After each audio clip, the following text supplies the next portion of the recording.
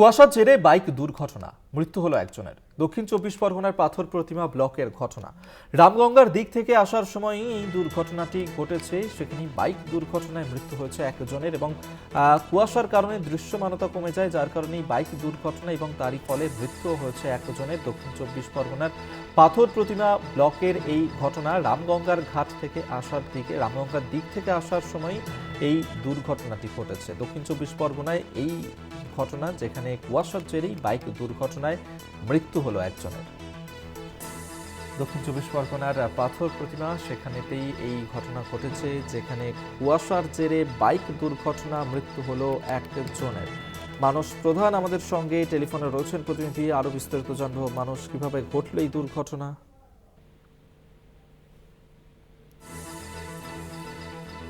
Hello, মানুষ, শোনা যাচ্ছে আমার কথা?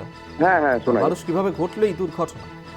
দেখো, অভিক তোমাকে প্রথমে বলে রাখি, দক্ষিণ চব্বিশ পরগনা জেলার রয়েছে একাধিক জায়গায় রয়েছে সকাল থেকে কুয়াশা আচ্ছন্ন ছিল। আর সেই কুয়াশার আচ্ছন্ন থাকার কারণে কিন্তু পাথর প্রতিমা রামগঙ্গা থেকে যে এক ব্যক্তি কিন্তু বাইক চালিয়ে যাচ্ছিল, আর তখনই ঢোলার থানার কাছেই কিন্তু রাস্তার মধ্যে এতটাই কুয়াশা আচ্ছন্ন ছিল, সেই কুয়াশার কারণে কিন্তু যে নিয়ন্ত্রণ হারিয়ে পথ দুর্ঘটনা হয় ওই বাইক চালকের।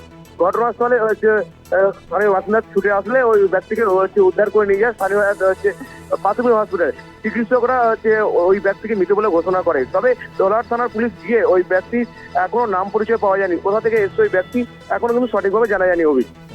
ধন্যবাদ তোমায়। মানুষ প্রধান আমাদের সঙ্গে টেলিফোনে ছিলেন প্রতিনিধি।